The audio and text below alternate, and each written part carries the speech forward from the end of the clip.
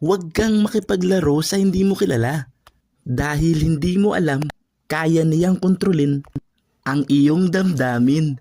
Charot! I mean yung baraha.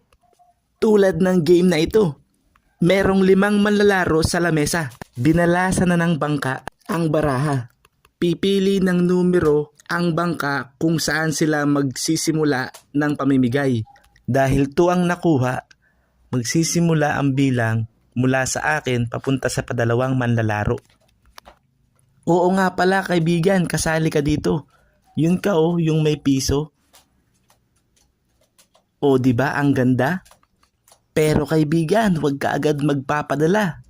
Dahil sa lahat ng pinamigay ng bangka, hindi niya nalimutan ang sarili niya. Wow! Salamat!